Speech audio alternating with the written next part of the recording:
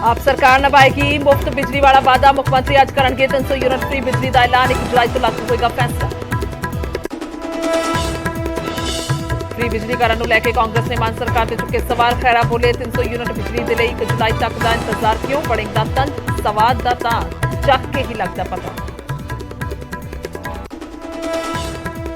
मान सरकार के 1 महीना पूरा होने ते विरोधियों ने लाई सवालों की झड़ी। कहा हर फ्रंट से फिर कोई सरकार केजरीवाल अगे अफसर पेश करके सीएम ने सिद्ध की अपनी नाकाबियत।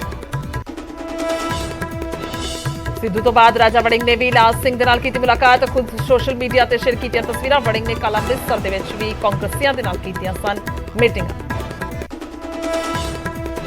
यूके के एमपी तनमनजीत सिंह ढेसी ने सीएम भगवंत मान के नाल कीती मुलाकात। एनआरआई के मुद्दों से हुई चर्चा। लंडन बर्मिंघम तो चंडीगढ़ ते अमृतसर के लिए सीधियां रोजाना उड़ाना की शुरू करने की मांग। कणक की खरीद बदले किसानों के खाते में 2000 करोड़ रुपए पाएगी मान सरकार। 6 जिले आज किए जाएंगे कवर। सरकार का दावा हुण तक 33 लाख टन कणक की हुई सरकारी खरीद।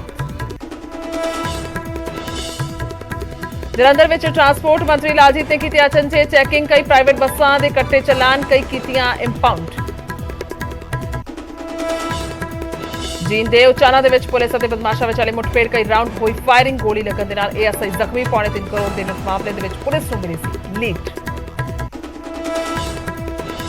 अमृतसर के जंडियाला पुलिस थाने तो मुलजम फरार। पुलिस कर्मियों को धक्का देके हवाला तो भज्जिया। लुट के मामले में हुई सी गिरफ्तारी। वाईकॉम 18 ने लॉन्च किया नवा स्पोर्ट्स चैनल स्पोर्ट्स 18। दुनिया भर के खेड जगत दिखाएगा खबर। सारे मुख डीटीएच प्लेटफॉर्म पर मौजूद।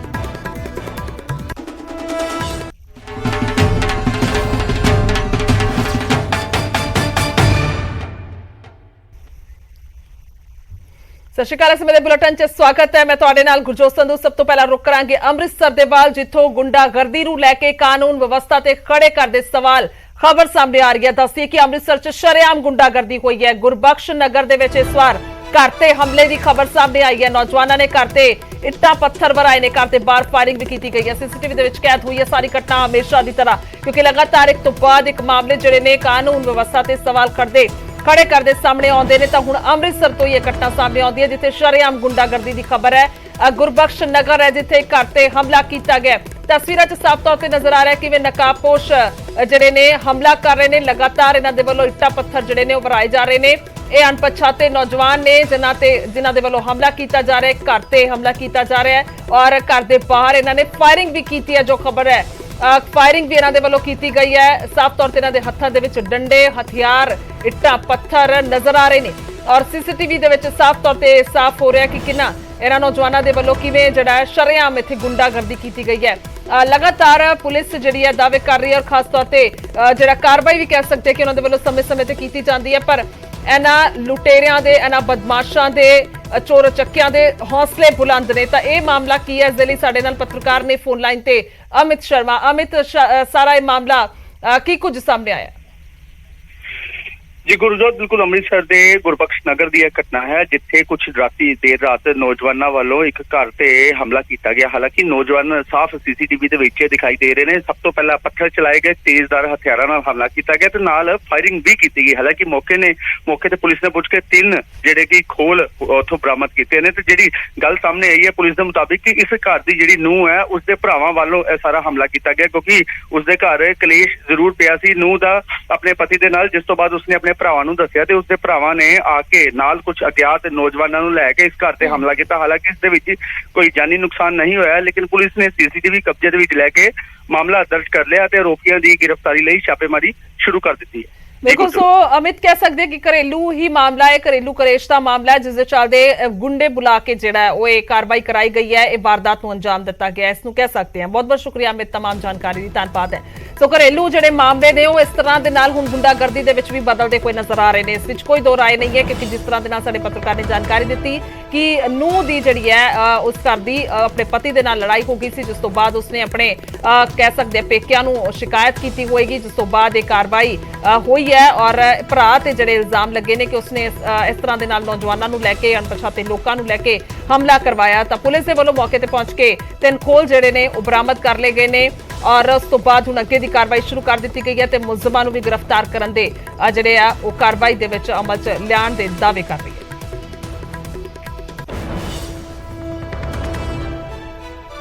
ਵੱਡਾ ਮਸਲਾ ਕਹਿ ਸਕਦੇ ਹਾਂ ਕਾਨੂੰਨ ਵਿਵਸਥਾ ਨੂੰ ਲੈ ਕੇ, ਜਿਸ ਤਰ੍ਹਾਂ ਦੇ ਨਾਲ ਇੱਕ ਤੋਂ ਬਾਅਦ ਇੱਕ ਘਟਨਾਵਾਂ ਸਾਹਮਣੇ ਆ ਰਹੀਆਂ ਨੇ। ਪਿਛਲੇ ਦਿਨਾਂ ਦੇ ਵਿੱਚ ਕਈ ਘਟਨਾਵਾਂ, ਕਈ ਕਤਲ ਹੋਏ, ਜਿਸ ਤੋਂ ਬਾਅਦ ਸਵਾਲ ਜਿਹੜੇ ਨੇ ਕਾਨੂੰਨ ਵਿਵਸਥਾ ਤੇ ਖੜੇ ਕੀਤੇ ਗਏ ਨੇ ਕਿ ਲਾਅ ਐਂਡ ਆਰਡਰ ਦੀ ਸਥਿਤੀ ਕਿੱਥੇ ਹੈ। ਵਿਰੋਧੀ ਲਗਾਤਾਰ ਸਵਾਲ ਕਰ ਰਹੇ ਨੇ। ਅੱਗੇ ਵਧਦੇ ਹਾਂ ਤੇ ਮੋਹਾਲੀ ਦੇ ਵੱਲ ਰੁਕ ਕਰਾਂਗੇ, ਜਿੱਥੇ ਮੁਬਾਰਕਪੁਰ ਥਾਣੇ ਦੇ ਵਿੱਚ ਐਮਐਲਏ ਦੀ ਰੇਡ ਸਾਹਮਣੇ ਆਈ ਹੈ। ਯਾਨੀ ਕਿ ਪੂਰੀ ਤਰ੍ਹਾਂ ਦੇ ਨਾਲ ਵਿਧਾਇਕਾਂ ਦੀ, ਸਰਕਾਰ ਦੀ ਸਖਤੀ ਨਜ਼ਰ ਆ ਰਹੀ ਹੈ ਤੇ ਹੁਣ ਥਾਣੇ ਤੇ ਰੇਡ ਕੀਤੀ ਗਈ। ਚੌਂਕੀ ਇੰਚਾਰਜ ਸ਼ਰਾਬ ਪੀਂਦਿਆਂ ਰੰਗੇ ਹੱਥੀ ਕਾਬੂ ਕੀਤੇ ਗਏ ਨੇ। ਐਮਐਲਏ ਕੁਲਜੀਤ ਰੰਧਾਵਾ ਦੇ ਵੱਲੋਂ ਇਹਨਾਂ ਨੂੰ ਰੰਗੇ ਹੱਥੀ ਫੜਿਆ ਗਿਆ। ਵਿਧਾਇਕ ਤੋਂ ਮਾਫੀ ਮੰਗਦਾ ਰਿਹਾ ਸੀ। ਦੱਸਿए कि माफी भी मंगी गई और देर रात ही चौंकी इंचार्ज का मैडिकल भी कराया गया ताकि पता लग सके कि आखिरकार जो शराब इत्थे रखी गई है तो पीती जा रही थी, जिस तो बाद क्लैरिफिकेशन हुए और सीधे तौर पर तस्वीरां सामने आईयां ने। इस तस्वीरां ने सख्ती दियां तस्वीरां ने, नवी सरकार दे वल्लों एक्शन दियां तस्वीरां ने, विधायक साहब दी हिदायत दियां, ताड़ना दियां। मोहाली का मुबारकपुर थाना है जिथे एमएलए दे वल्लों रेड की गई है। चौंकी इंचार्ज ने जो शराब पींदे रंगे हथी काबू किए गए ने। जो जानकारी सामने आई है, तस्वीरां बयान कर रही ने। एमएलए कुलजीत रंधावा ने जिहड़े कि मौके ते पहुंचे, जिन्हां दे वल्लों रेड की गई और रंगे हथी ते फड़िया गया और माफी जिहड़ी आ मंगी जा रही सी विधायक साहब तो देर रात ही चौंकी इंचार्ज का मैडिकल भी करा लिया गया ताकि अगे की कार्रवाई की जा सके। और कुल मिला के सुभाविक तौर पर अगे एक्शन नूं लैके भी कह सकते हैं कि विधायक साहब जिहड़े ने वो नजर आउणगे।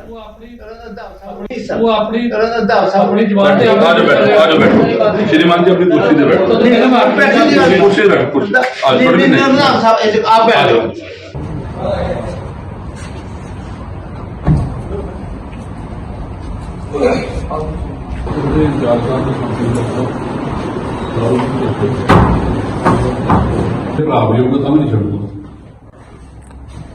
मेरा बेटा होता भी नहीं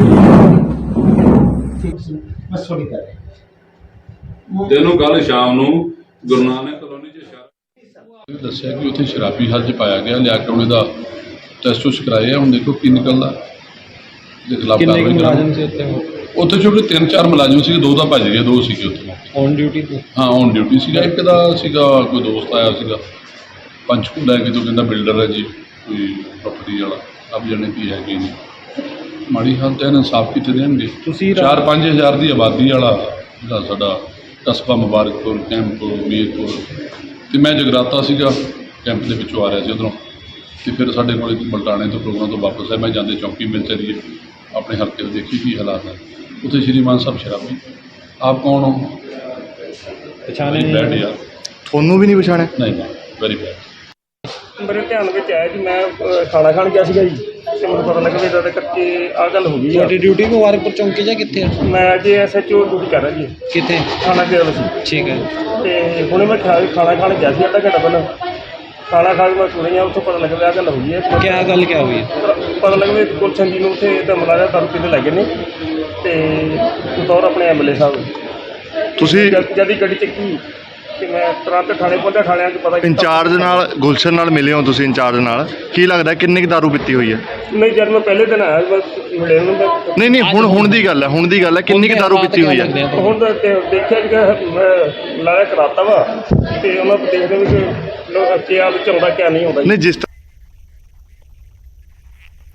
ਤਾਂ ਵਿਧਾਇਕ ਸਾਹਿਬ ਦਾ ਕਹਿਣਾ ਹੈ ਕਿ ਮੈਨੂੰ ਵੀ ਪਛਾਣਦੇ ਹੋਏ ਨਜ਼ਰ ਨਹੀਂ ਆਏ ਜਿਹੜੇ ਇੰਚਾਰਜ ਸਨ। ਸੋ ਹੁਣ ਅੱਗੇ ਦੀ ਕਾਰਵਾਈ ਕੀ ਹੋਏਗੀ ਵੇਖਣਾ ਹੋਏਗਾ। ਅੱਗੇ ਵਧਦੇ ਹਾਂ। ਜਲੰਧਰ ਤੋਂ ਵੱਡੀ ਖਬਰ ਆ ਰਹੀ ਹੈ, ਜਿੱਥੇ ਕਿ ਕੁਝ ਲੋਕਾਂ ਨੇ ਇਕੱਠੇ ਹੋ ਕੇ ਇਮੀਗ੍ਰੇਸ਼ਨ ਦਫ਼ਤਰ ਦੇ ਬਾਹਰ ਪ੍ਰਦਰਸ਼ਨ ਕੀਤਾ ਔਰ ਲੋਕਾਂ ਨੇ ਇਮੀਗ੍ਰੇਸ਼ਨ ਕੰਪਨੀ ਤੇ ਵਿਦੇਸ਼ ਭੇਜਣ ਦੇ ਨਾਂ ਤੇ ਠੱਗੀ ਮਾਰਨ ਦੇ ਇਲਜ਼ਾਮ ਲਗਾਏ ਨੇ। ਹਾਲਾਂਕਿ ਪ੍ਰਦਰਸ਼ਨ ਦੇ ਦੌਰਾਨ ਇੱਕ ਵਿਦਿਆਰਥੀ ਦੀ ਸਿਹਤ ਜਿਹੜੀ ਹੈ ਉਹ ਵੀ ਖਰਾਬ ਹੋ ਗਈ, ਜਿਸ ਨੂੰ ਤੁਰੰਤ ਹਸਪਤਾਲ ਪਹੁੰਚਾਇਆ ਗਿਆ। ਪਰ ਤਸਵੀਰਾਂ ਉੱਥੋਂ ਦੀਆਂ ਸਾਹਮਣੇ ਆ ਗਈਆਂ ਨੇ। ਜਦੋਂ ਪ੍ਰਦਰਸ਼ਨ ਕਰ ਰਹੇ ਸੀ ਤਾਂ ਪ੍ਰਦਰਸ਼ਨਕਾਰੀਆਂ ਨੇ ਕੰਪਨੀ ਤੋਂ ਆਪਣੇ ਪੈਸੇ ਵਾਪਸ ਮੰਗੇ ਨੇ, ਜਿਸ ਦੇ ਚੱਲਦੇ ਇਹਨਾਂ ਦੇ ਵੱਲੋਂ ਪ੍ਰਦਰਸ਼ਨ ਕੀਤਾ ਗਿਆ ਔਰ ਇਹ ਨਾਅਰੇਬਾਜ਼ੀ ਇੱਥੇ ਕਰਦੇ ਹੋਏ ਨਜ਼ਰ ਆਏ। ਦੱਸਦੇ ਕਿ ਇੱਕ ਤੋਂ ਬਾਅਦ ਇੱਕ ਅਜਿਹੇ ਮਾਮਲੇ ਵੀ ਸਾਹਮਣੇ ਆਉਂਦੇ ਨੇ ਜਦੋਂ ਏਜੰਟਾਂ ਤੇ ਠੱਗੀ ਮਾਰਨ ਦੇ ਇਲਜ਼ਾਮ ਲੱਗਦੇ। ਪ੍ਰਾਈਵੇਟ ਕਾਲਜ ਸੀ ਮੌਂਟਰੀਅਲ ਦੇ ਸੀਡੀਈ ਕਾਲਜ, ਐਮ ਕਾਲਜ ਤੇ ਸੀਸੀਐਚਪੀ ਕਾਲਜ। ਏਜੰਟਾਂ ਨੂੰ ਇਹ ਜ਼ਿਆਦਾ ਕਮਿਸ਼ਨ ਦੇ ਰਹੀ ਸੀ, ਇਸ ਲਈ ਜਿਹੜੇ 100 ਸੀਟਾਂ ਵਾਲੇ ਕਾਲਜ ਸੀ ਏਜੰਟਾਂ ਨੇ ਉਹਦੇ ਵਿੱਚ 600 ਬੱਚਾ ਜਮ੍ਹਾਂ ਕਰਵਾਇਆ ਤੇ ਇਹਦੇ ਕਰਕੇ ਓਵਰ ਐਡਮਿਸ਼ਨ ਕਰਵਾਈ। ਤੇ ਦਸੰਬਰ 2020 ਵਿੱਚ IRCC ਜਿਹੜੀ ਕੈਨੇਡਾ ਦੀ ਇੱਕ ਆਰਗੇਨਾਈਜੇਸ਼ਨ ਹੈ ਜਿਹੜੀ ਵੀਜ਼ਾ ਗਰੰਟਡ ਕਰਦੀ, ਉਹਨਾਂ ਨੇ ਇਹਨਾਂ ਕਾਲਜਾਂ ਤੇ ਇਨਕੁਆਇਰੀ ਸ਼ੁਰੂ ਕਰਤੀ। ਜਿਸ ਕਰਕੇ ਸਿਸਟਮ ਬੱਚੇ ਬਣ ਗਏ। ਜਿਹੜਾ ਰਿਜ਼ਲਟ ਸਾਨੂੰ 30 ਦਿਨਾਂ ਵਿੱਚ ਆਉਣਾ ਚਾਹੀਦਾ ਸੀ ਉਹ ਇਸ ਇਨਕੁਆਇਰੀ ਕਰਕੇ ਏਜੰਟਾਂ ਦੀ ਗਲਤੀ ਕਰਕੇ 1 ਸਾਲ ਬਾਅਦ ਆਇਆ। 1 ਸਾਲ ਬਾਅਦ ਸਾਡਾ ਰਿਫਿਊਜ਼ਲ ਆਉਂਦਾ ਆ ਤੇ ਏਜੰਟਾਂ ਨੇ ਸਾਨੂੰ ਉਸ ਟਾਈਮ ਤੇ ਇੱਕ ਰਿਫੰਡ ਪਾਲਿਸੀ ਸ਼ੇਅਰ ਕੀਤੀ ਸੀਗੀ ਕਿ ਰਿਫਿਊਜ਼ਲ ਆ ਵੀ ਗਿਆ, ਜਿਹੜਾ ਤੁਸੀਂ ਪੈਸੇ 10 ਲੱਖ ਰੁਪਏ ਭਰੇ ਆ ਕੋਲੀਆਂ ਦੇ ਅਕਾਊਂਟ ਵਿੱਚ ਪਾਏ ਆ ਉਹ ਤੁਹਾਨੂੰ ਵਾਪਸ ਮਿਲ ਜਾਣਗੇ 45 ਦਿਨਾਂ ਦੇ ਅੰਦਰ ਅੰਦਰ। ਅਸੀਂ 3-4 ਮਹੀਨੇ ਵੇਟ ਕੀਤਾ, ਸਾਨੂੰ 1 ਰੁਪਿਆ ਵੀ ਕੋਲੀ ਵੱਲੋਂ ਵਾਪਸ ਨਹੀਂ ਆਇਆ।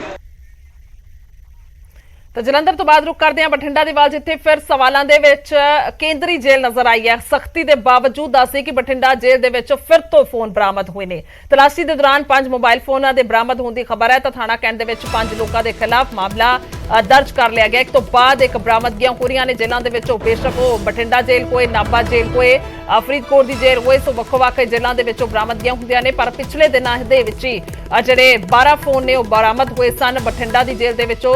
ਔਰ ਤਾਂ ਹੁਣ ਅੱਜ ਫਿਰ ਤੋਂ ਖਬਰ ਸਾਹਮਣੇ ਆ ਰਹੀ ਹੈ ਕਿ ਇੱਥੇ ਸਖਤੀ ਦੇ ਬਾਵਜੂਦ ਹੁਣ 5 ਮੋਬਾਈਲ ਫੋਨ ਹੋਰ ਬਰਾਮਦ ਹੋਏ ਨੇ। ਤਾਂ ਮਾਮਲਾ ਜਿਹੜਾ ਉਹ ਦਰਜ ਕੀਤਾ ਜਾ ਚੁੱਕਿਆ। 5 ਲੋਕਾਂ ਦੇ ਖਿਲਾਫ ਥਾਣਾ ਕੈਂਟ ਦੇ ਵਿੱਚ ਇਹ ਮਾਮਲਾ ਦਰਜ ਕੀਤਾ ਹੈ। ਤਾਂ ਇੱਕ ਤੋਂ ਬਾਅਦ ਇੱਕ ਬਰਾਮਦਗੀਆਂ ਵੱਡੇ ਸਵਾਲ ਨੇ। ਸੂਰਜ ਪਾਲ ਨੇ ਸਾਡੇ ਨਾਲ ਪੱਤਰਕਾਰ ਫੋਨ ਲਾਈਨ ਤੇ। ਸੂਰਜ, ਅੱਜ ਦੀ ਕੀ ਕੁਝ ਜਾਣਕਾਰੀ ਹੈ? ਫੋਨਾਂ ਤੋਂ ਇਲਾਵਾ ਵੀ ਕੁਝ ਹੋਰ ਬਰਾਮਦ ਹੋਇਆ ਹੈ? ਦੇਖੋ, ਹਮੇਸ਼ਾ ਤੋਂ ਸੁਰਖੀਆਂ ਦੇ ਵਿੱਚ ਰਹਿਣ ਵਾਲੀ ਕੇਂਦਰੀ ਜੇਲ੍ਹ ਅੱਜ ਫਿਰ ਸੁਰਖੀਆਂ ਦੇ ਵਿੱਚ ਹੈ, ਕਿਉਂਕਿ ਪਿਛਲੇ ਦਿਨਾਂ ਦੀ ਗੱਲ ਕੀਤੀ ਜਾਵੇ ਤਾਂ 11 ਮੋਬਾਈਲ ਫੋਨ ਹੈ ਜਿਹੜੇ ਬਰਾਮਦ ਹੋਏ ਸੀ। ਸੋ ਉਸ ਤੋਂ ਬਾਅਦ ਅੱਜ 5 ਹੋਰ ਮੋਬਾਈਲ ਫੋਨ ਬਰਾਮਦ ਹੁੰਦੇ ਨੇ। ਜੇ ਪਿਛਲੇ ਮਹੀਨੇ ਦੇ ਅੰਕੜੇ ਦੀ ਨਿਗਾਹ ਮਾਰੀ ਜਾਵੇ ਤਾਂ 42 ਦੇ ਕਰੀਬ ਮੋਬਾਈਲ ਫੋਨ ਨੇ ਜਿਹੜੇ ਬਰਾਮਦ ਹੋਏ ਨੇ। ਉਹ ਕਿਤੇ ਨਾ ਕਿਤੇ ਸਵਾਲ ਬਹੁਤ ਸਾਰੇ ਖੜੇ ਨੇ। ਜਿਸ ਤਰ੍ਹਾਂ ਕਿ ਤੁਹਾਨੂੰ ਪਤਾ ਹੈ ਕਿ ਸਭ ਤੋਂ ਖੂਨਖਾਰ ਜਿਹੜੇ ਗੈਂਗਸਟਰ ਨੇ ਉਹ ਬਠਿੰਡਾ ਦੀ ਇਸ ਕੇਂਦਰੀ ਜੇਲ੍ਹ ਦੇ ਵਿੱਚ ਬੰਦ ਨੇ, ਤਾਂ ਕਰਕੇ ਇਸ ਤਰ੍ਹਾਂ ਦੀ ਜੇਲ੍ਹ ਦੇ ਵਿੱਚੋਂ ਬਾਰ-ਬਾਰ ਨਸ਼ੀਲੇ ਪਦਾਰਥ ਮਿਲਣਾ, ਮੋਬਾਈਲ ਫੋਨ ਮਿਲਣਾ ਤੇ ਮੋਬਾਈਲ ਫੋਨ ਮਿਲਣ ਤੋਂ ਬਾਅਦ ਸਿਰਫ ਇੱਕ FIR ਦਰਜ ਹੋਣਾ ਔਰ ਉਸ ਤੋਂ ਬਾਅਦ ਅੱਗੇ ਕੋਈ ਇਨਵੈਸਟੀਗੇਸ਼ਨ ਨਾ ਹੋਣਾ ਬਹੁਤ ਸਾਰੇ ਸਵਾਲ ਖੜੇ ਕਰਦੇ ਨੇ। ਹਾਲਾਂਕਿ CISF ਇੱਥੇ ਤੈਨਾਤ ਕੀਤੀ ਗਈ ਹੈ ਤਾਂ ਜੋ ਕ੍ਰਾਈਮ ਘੱਟ ਹੋਵੇ, ਅੰਦਰ ਮੋਬਾਈਲ ਨਾ ਜਾਣ, ਡਰੱਗਸ ਨਾ ਜਾਵੇ। ਪਰ ਹਰ ਦਿਨ ਜਦੋਂ ਮੋਬਾਈਲ ਫੋਨ ਬਰਾਮਦ ਹੁੰਦੇ ਨੇ, ਇੱਕ ਮਹੀਨੇ 'ਚ 42 ਫੋਨ ਬਰਾਮਦ ਹੁੰਦੇ ਨੇ, ਤਾਂ ਸਵਾਲ ਖੜੇ ਹੋਣੇ ਲਾਜ਼ਮੀ ਨੇ। ਸੂਰਜ, ਕੁਝ ਹੋਰ ਵੀ ਬਰਾਮਦ ਹੋਇਆ? ਕੁਝ ਸ਼ਬਦਾਂ 'ਚ ਜਾਣਕਾਰੀ ਦੇਖੋ ਫਿਲਹਾਲ ਹਜੇ ਕੋਈ ਇਸ ਤਰ੍ਹਾਂ ਦੀ ਜਾਣਕਾਰੀ ਨਹੀਂ ਕਿ ਹੋਰ ਕੋਈ ਚੀਜ਼ ਬਰਾਮਦ ਹੋਈ ਹੈ। ਸਿਰਫ ਮੋਬਾਈਲ ਫੋਨ ਨੇ, ਉਸ ਦੇ ਨਾਲ ਚਾਰਜਰ ਹੈ, SIM ਕਾਰਡ ਨੇ ਤੇ ਹੋਰ ਜਿਹੜਾ ਮੋਬਾਈਲ ਦੇ ਨਾਲ ਸੰਬੰਧਿਤ ਸਮਾਨ ਹੈ, ਸਿਰਫ ਇਹੀ ਬਰਾਮਦ ਹੋਇਆ ਔਰ ਇੱਕ ਮਹੀਨੇ ਦੇ ਵਿੱਚ 42 ਫੋਨ ਨੇ ਜਿਹੜੇ ਬਰਾਮਦ ਹੋ ਚੁੱਕੇ ਨੇ।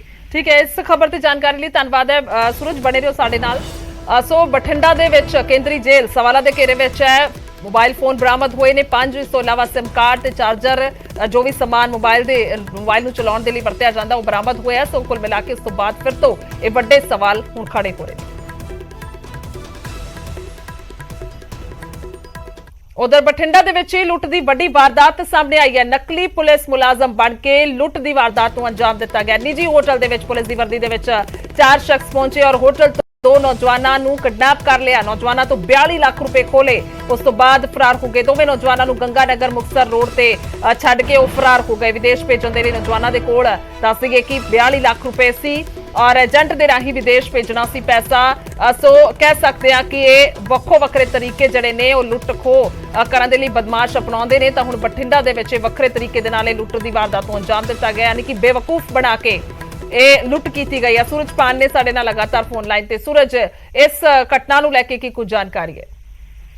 ਦੇਖੋ 42 ਲੱਖ ਦੀ ਲੁੱਟ ਹੈ ਜਿਹੜੀ ਹੋਟਲ ਦੇ ਵਿੱਚ ਹੋਈ ਹੈ। ਜਿਸ ਤਰ੍ਹਾਂ ਜਾਣਕਾਰੀ ਮਿਲ ਰਹੀ ਹੈ ਕਿ ਬਾਹਰ ਭੇਜਣ ਦੇ ਨਾਂ ਦੇ ਉੱਤੇ ਪੈਸੇ ਲੈ ਕੇ ਯੁਵਕ ਹੈ ਜਿਹੜੇ ਹੋਟਲ ਦੇ ਵਿੱਚ ਬੈਠੇ ਸੀ। ਇਹਨਾਂ ਹੋਟਲ ਦੇ ਵਿੱਚ ਜਿਹੜੇ 2 ਬੰਦੇ ਬੈਠੇ ਜਿਨ੍ਹਾਂ ਕੋਲ 42 ਸੀ, ਉਹਨੇ ਦਾ ਟਰੈਵਲ ਏਜੰਟ ਸੀਗਾ ਤੇ ਇੱਕ ਰਾਜਸਥਾਨ ਦੇ ਵਿੱਚ ਸੀਗਾ ਜਿਨ੍ਹਾਂ ਨੇ ਕਿ ਬੱਚੇ ਨੂੰ ਬਾਹਰ ਭੇਜਣਾ ਸੀ। ਜਦੋਂ ਬੱਚੇ ਦੀ ਫਲਾਈਟ ਚਲੀ ਜਾ ਰਹੀ ਸੀ ਤੇ ਉਸ ਤੋਂ ਬਾਅਦ ਉਸ ਏਜੰਟ ਦੇ ਫੋਨ ਕਰਨ ਤੇ ਬਠਿੰਡਾ ਵਾਲੇ ਇਹਨਾਂ 2 ਲੋਕਾਂ ਨੇ ਇਸ ਏਜੰਟ ਨੂੰ ਪੈਸੇ ਦੇਣੇ ਸੀ ਤੇ ਉਸ ਤੋਂ ਪਹਿਲਾਂ ਹੀ 3 ਤੋਂ 4 ਲੋਕ ਆਉਂਦੇ ਨੇ ਡਾਇਰੈਕਟ ਬੰਦਾ ਮੁਲਾਜ਼ਮ ਦੱਸਦੇ ਨੇ ਤੇ ਉਸ ਤੋਂ ਬਾਅਦ ਇਹਨਾਂ ਨੂੰ ਬਾਹਰ ਸੜਕ ਦੇ ਉੱਪਰ ਲਿਜਾ ਕੇ ਕਹਿੰਦੇ ਨੇ ਕਿ ਤੁਹਾਨੂੰ CIA ਲੈ ਕੇ ਜਾਣਾ ਹੈ ਤੇ ਉਸ ਤੋਂ ਬਾਅਦ ਜਿਹੜੇ ਪੈਸੇ ਨੇ ਉਹ ਇਹਨਾਂ ਤੋਂ ਤੇ ਉਸ ਤੋਂ ਬਾਅਦ ਉਹ ਸ਼ਖਸ ਹੈ ਜਿਹੜੇ ਮੌਕੇ। ਠੀਕ ਹੈ ਸੂਰਜ, ਸਮੱਸਿਆ ਗੱਲਬਾਤ ਜਿਹੜੀ ਹੈ ਸਹੀ ਤਰੀਕੇ ਨਾਲ ਨਹੀਂ ਹੋ ਪਾ ਰਹੀ। ਬਹੁਤ ਬਹੁਤ ਸ਼ੁਕਰੀਆ ਫਿਲਹਾਲ तमाम ਜਾਣਕਾਰੀ ਦੇ ਲਈ। ਤਾਂ ਕਿਹਾ ਜਾ ਸਕਦਾ ਹੈ ਕਿ ਕਿਸੇ ਭੇਤੀ ਦੇ ਵੱਲੋਂ ਇਹ ਲੁੱਟ ਦੀ ਵਾਰਦਾਤ ਨੂੰ ਅੰਜਾਮ ਦਿੱਤਾ ਗਿਆ, ਕਿਉਂਕਿ ਕੋਈ ਸ਼ਖਸ ਹੋਟਲ ਦੇ ਵਿੱਚ ਉਸਦੇ ਕੋਲ 42 ਲੱਖ ਦੀ ਇਹ ਰਕਮ ਹੈ। ਇਹ ਜਾਣਕਾਰੀ ਉਹਨਾਂ ਦੇ ਕੋਲ ਜ਼ਰੂਰ ਹੋਏਗੀ, ਜਿਸ ਤੋਂ ਬਾਅਦ ਉਹਨਾਂ ਨੇ ਇਹ ਵਾਰਦਾਤ ਨੂੰ ਅੰਜਾਮ ਦਿੱਤਾ।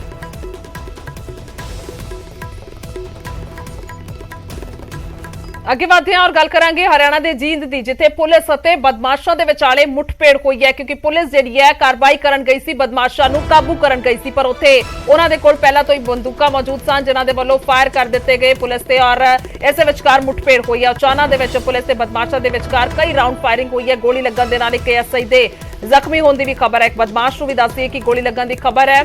ਪੌਣੇ 3 ਕਰੋੜ ਦੀ ਲੁੱਟ ਜਿਹੜੀ ਹੈ ਪਿਛਲੇ ਦਿਨਾਂ ਦੇ ਵਿੱਚ ਹੋਈ ਸੀ। 8 ਤਰੀਕ ਨੂੰ ਖਬਰ ਆਉਂਦੀ ਹੈ ਕਿ ਪੌਣੇ 3 ਕਰੋੜ ਰੁਪਏ ਲੁੱਟ ਲਏ ਗਏ ਨੇ ਔਰ ਗਾਰਡ ਨੂੰ ਜਿਹੜਾ ਜ਼ਖਮੀ ਉਸ ਵੇਲੇ ਕਰ ਦਿੱਤਾ ਗਿਆ ਸੀ, ਜਿਸ ਤੋਂ ਬਾਅਦ ਲਗਾਤਾਰ ਪੁਲਿਸ ਇਨਵੈਸਟੀਗੇਸ਼ਨ ਕਰ ਰਹੀ ਸੀ ਕਿ ਲੋਕ ਕੌਣ ਨੇ। ਇਹ ਦੋ ਬਦਮਾਸ਼ ਜਿਹੜੇ ਮੋਟਰਸਾਈਕਲ ਤੇ ਆਏ ਸੀ ਤਾਂ ਉਹਨਾਂ ਦੀ ਹੀ ਜਿਹੜੀ ਹੈ ਉਹ ਲਗਾਤਾਰ ਪੜਤਾਲ ਚੱਲ ਰਹੀ ਸੀ ਤਾਂ ਹੁਣ ਜਾਣਕਾਰੀ ਮਿਲੀ ਕਿ ਉੱਥੇ ਲੁਕੇ ਹੋਏ ਨੇ। ਜਦੋਂ ਫੜਨ ਗਈ ਹੈ ਪੁਲਿਸ ਤਾਂ ਉੱਥੇ ਇਹ ਮੁੱਠਭੇੜ ਹੁੰਦੀ ਹੋਈ ਨਜ਼ਰ ਆਈ ਹੈ।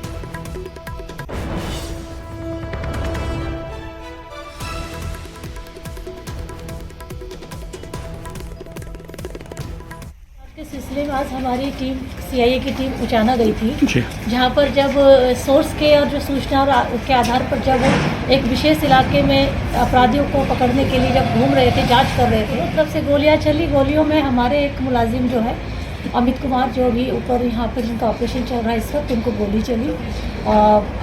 बदले में जो पुलिस ने फायरिंग की है उसमें भी ऐसा हमें कुछ प्रतीत है या हमें ऐसा लगता है कि शायद जो अपराधी शायद उनको भी हो सकता है गोली लगी है, क्योंकि एक मौके पे गिरा था। बाकी वह कौमी व तलाश अभी चल रही है। ਤਾਂ ਉਧਰ ਮੋਹਾਲੀ ਦੇ ਵਿੱਚੋਂ ਇੱਕ ਵੱਖਰਾ ਮਾਮਲਾ ਸਾਹਮਣੇ ਆਇਆ, ਜਿੱਥੋਂ ਦੇ ਇੱਕ ਹਸਪਤਾਲ ਚੋਂ ਵਿਦੇਸ਼ੀ ਸ਼ਰਾਬ ਬਰਾਮਦ ਹੋਈ ਹੈ। ਹਸਪਤਾਲ ਦੇ ਵਿੱਚ ਖੜੀਆਂ 2 ਗੱਡੀਆਂ ਦੇ ਵਿੱਚੋਂ ਇਹ ਸ਼ਰਾਬ ਦੀ ਬਰਾਮਦਗੀ ਹੋਈ ਹੈ। ਹਸਪਤਾਲ ਦੀਆਂ ਗੱਡੀਆਂ ਦੇ ਵਿੱਚੋਂ ਸ਼ਰਾਬ ਮਿਲੀ ਹੈ। 29 ਬੋਤਲਾਂ ਵਿਦੇਸ਼ੀ ਸ਼ਰਾਬ ਤੇ 4 ਪੇਟੀਆਂ ਬੀਅਰ ਦੀਆਂ ਬਰਾਮਦ ਕੀਤੀਆਂ ਗਈਆਂ ਨੇ। ਦੋਵੇਂ ਗੱਡੀਆਂ ਦੇ ਡਰਾਈਵਰ ਜਿਹੜੇ ਨੇ ਪੁਲਿਸ ਨੇ ਗ੍ਰਿਫਤਾਰ ਕਰ ਲਏ ਨੇ। ਅਦਾਲਤ ਤੋਂ 1 ਦਿਨ ਦਾ ਉਹਨਾਂ ਦਾ ਰਿਮਾਂਡ ਵੀ ਹਾਸਲ ਕਰ ਲਿਆ ਤਾਂ ਕਿ ਉਹਨਾਂ ਤੋਂ ਸਵਾਲ ਜਵਾਬ ਹੋਣ, ਪੁੱਛਗਿੱਛ ਹੋਵੇ ਤੇ ਪਤਾ ਲੱਗ ਸਕੇ ਕਿ ਉਹਨਾਂ ਦੇ ਵੱਲੋਂ ਇਹ ਕਿੱਥੇ ਸ਼ਰਾਬ ਲਿਜਾਈ ਜਾ ਰਹੀ ਸੀ ਤੇ ਇਸ ਮਾਮਲੇ ਦੇ ਵਿੱਚ ਹੋਰ ਕੌਣ-ਕੌਣ ਨਾਲ ਉਹਨਾਂ ਦੇ ਇਨਵੋਲਵ ਹੈ, ਮੌਜੂਦ ਹੈ। ਸੋ ਮੁਲਜ਼ਮਾਂ ਨੇ ਕਿਹਾ ਕਿ ਅਸੀਂ ਬੇਕਸੂਰ ਹਾਂ। ਮੁਲਜ਼ਮਾਂ ਦੀ ਪਛਾਣ ਦੱਸਦੀ ਹੈ ਕਿ ਜਗਦੀਪ ਤੇ ਗੁਰਸੇਵਕ ਦੇ ਨਾਂ ਦੇ ਵਜੋਂ ਹੋਈ ਹੈ। ਦੋਵੇਂ ਫਤਿਹਗੜ੍ਹ ਸਾਹਿਬ ਦੇ ਰਹਿਣ ਵਾਲੇ ਨੇ, ਪਰ ਦੋਵੇਂ ਮੁਲਜ਼ਮਾਂ ਨੇ ਕਿਹਾ ਕਿ ਉਹ ਨਾ ਗੱਡੀਆਂ ਬਾਹਰ ਲੈ ਕੇ ਗਏ, ਗੱਡੀਆਂ ਹਸਪਤਾਲ ਦੇ ਵਿੱਚ ਹੀ ਖੜੀਆਂ ਸਨ। ਉਹ ਮੋਟਰਸਾਈਕਲ ਤੇ ਆਏ ਨੇ ਤੇ 3-4 ਦਿਨ ਪਹਿਲਾਂ ਹੀ ਉਹਨਾਂ ਡਿਊਟੀ ਜੁਆਇਨ ਕੀਤੀ ਹੈ। ਇਸ ਦੇ ਲਈ ਗੱਡੀਆਂ ਦੇ ਵਿੱਚੋਂ ਸ਼ਰਾਬ ਹੋਣ ਬਾਰੇ ਉਹਨਾਂ ਨੂੰ ਕੋਈ ਇਲਮ ਨਹੀਂ ਹੈ, ਉਸ ਦੇ ਬਾਰੇ ਕੋਈ ਜਾਣਕਾਰੀ ਨਹੀਂ ਹੈ। ਯਾਨੀ ਕਿ ਹੁਣ ਸਵਾਲ ਇਹ ਖੜਾ ਹੋ ਰਿਹਾ ਕਿ ਜੇਕਰ ਇਹ ਦੋਵੇਂ ਮੁਲਜ਼ਮ ਜਾਂ ਕਹਿ ਲਈਏ ਡਰਾਈਵਰ ਜਿਹੜੇ ਨੇ ਉਹ ਬੇਕਸੂਰ ਨੇ ਤਾਂ ਇਸ ਦਾ ਅਸਲੀ ਮੁੱਖ ਜੋ ਦੋਸ਼ੀ ਹੈ ਉਹ ਕੌਣ ਹੈ ਤੇ ਹਸਪਤਾਲ ਦੇ ਵਿੱਚ ਇੰਨੀ ਵੱਡੀ ਮਾਤਰਾ 'ਚ ਸ਼ਰਾਬ ਕਿਸ ਦੇ ਕਹਿਣ ਤੇ ਅੰਦਰ ਆਈ ਹੈ। ਚਾਹੁੰਦੇ ਜੀ ਸਾਡੇ ਜਿਹੜੇ ਬੰਦੇ ਆ ਉਹ ਨਜਾਇਜ਼ ਫੜੇ ਗਏ ਆ। ਇਹ ਐ ਨਹੀਂ ਪਤਾ ਕਿੰਨੇ ਟਾਈਮ ਤੋਂ ਕੁਝ ਡਰਾਈਵਰਾਂ ਨੂੰ ਬਾਹਰ ਸ਼ਰਾਬ ਭੇਜਦੇ ਆ ਡਾਕਟਰ, ਬਲੈਕ ਕਰਦੇ। ਇਹਨਾਂ ਨੂੰ ਤਾਂ 3 ਦਿਨ ਹੀ ਹੋਏ ਸੀ ਆਇਆਂ ਨੂੰ, ਇਹਨਾਂ ਨੂੰ ਪਤਾ ਵੀ ਨਹੀਂ ਗੱਡੀ ਦੇ ਵਿੱਚ ਕੀ ਆ ਕੀ ਨਹੀਂ ਆ। ਉੱਪਰ ਪੇਪਰ ਰੱਖੇ ਆ ਜੀ, ਨੀਚੇ ਸ਼ਰਾਬ ਦੀਆਂ ਪੇਟੀਆਂ ਰੱਖੀਆਂ ਹੋਈਆਂ ਨੇ ਜੀ। ਨੋਵਾ ਗੱਡੀਆਂ ਬਾਹਰ ਭੇਜਦੇ ਸੀ, ਪਤਾ ਨਹੀਂ ਕਿੰਨੇ ਟਾਈਮ ਤੋਂ ਬਲੈਕ ਕਰਦੇ ਆ ਡਾਕਟਰ। ਉਹ ਤਾਂ 3 ਦਿਨ ਹੋਇਆ, ਉਹਨਾਂ ਨੂੰ ਤਾਂ 3 ਦਿਨ ਅੰਦਰ ਕਰਵਾਤਾ ਇਹਨਾਂ ਨੇ। ਪਤਾ ਨਹੀਂ ਗੱਡੀਆਂ ਦੇ ਵਿੱਚ ਕੀ ਸੀ, ਅੰਦਰ ਖੜੀਆਂ, ਅੰਦਰ ਗੱਡੀਆਂ ਫੜੀਆਂ ਗਈਆਂ, ਹਜੇ ਤਾਂ ਬਾਹਰ ਵੀ ਨਹੀਂ ਗੱਡੀਆਂ। ਉਹਨਾਂ ਨੇ ਤਾਂ ਨਹੀਂ ਕਰੀਆਂ ਪੇਟੀਆਂ। ਪੁਲਿਸ ਵਾਲਿਆਂ ਨੇ ਕੀ ਕਿਹਾ? ਪੁਲਿਸ ਵਾਲਿਆਂ ਨਾਲ ਕੋਈ ਉਹ ਨਹੀਂ ਹੋਈ ਸਾਡੀ। ਉਹਨਾਂ ਨੇ ਗੱਲ ਕਰੋ। ਸਾਡੇ ਅਫਸਰ ਏਐਸਆਈ ਰਕੇਸ਼ ਕੁਮਾਰ ਨੂੰ ਇਨਫੋਰਮੇਸ਼ਨ ਮਿਲੀ ਸੀਗੀ ਕਿ ਕੁਝ ਦਾਰੂ ਐਕਸਾਈਜ਼ ਇਨਫੋਰਮੇਸ਼ਨ ਸੀਗੀ, ਕੁਝ ਵਿਸਕੀ ਪਲਸ ਬਾਕੀ ਦਾਰੂ ਸ਼ੈਲਵੀ ਹਸਪੀਟਲ ਨੇੜੇ ਕਿਤੇ ਹੈ, ਜਿਸ ਨੇ ਐਕਟ ਕੀਤਾ। ਐਕਟ ਕਰਨ ਤੇ ਉਹਨਾਂ ਨੂੰ ਜੋ ਟੋਟਲ ਰਿਕਵਰੀ ਹੋਈ ਉੱਥੋਂ ਐਫਆਈਆਰ ਰਜਿਸਟਰ ਕਰਨ ਤੋਂ ਬਾਅਦ ਉਹ ਤਕਰੀਬਨ 29 ਬੋਤਲਾਂ 29 ਬੋਟਲਸ ਵਿਸਕੀ ਪਲਸ ਅਦਰ ਸ਼ਰਾਬ ਜੋ ਹੈਗੀ ਹੈ, ਵਾਈਨ ਵਗੈਰਾ ਮਿਲਾ ਕੇ ਉਹ ਹੈ ਤੇ 4 ਪੇਟੀਆਂ ਬੀਅਰ ਦੀ ਨੇ। ਕਿੱਥੇ ਜਾਣੀ ਸੀ ਇਹ ਸਾਰਾ ਕੁਝ ਹਲੇ ਇਨਵੈਸਟੀਗੇਸ਼ਨ ਦਾ ਮੈਟਰ ਹੈ ਜੀ। ਤਾਂ ਇਹਨਾਂ ਬਰਾਮਦਗੀ ਤੋਂ ਬਾਅਦ ਕਈ ਤਰ੍ਹਾਂ ਦੇ ਸਵਾਲ ਹੁਣ ਖੜੇ ਹੋਣੇ ਸ਼ੁਰੂ ਹੋ ਗਏ ਨੇ। ਇੱਕ ਬ੍ਰੇਕ ਦੇ ਲਈ ਰੁਕਦੇ ਹਾਂ ਪਰ ਜਲਦੀ ਵਾਪਸ ਆਵਾਂਗੇ।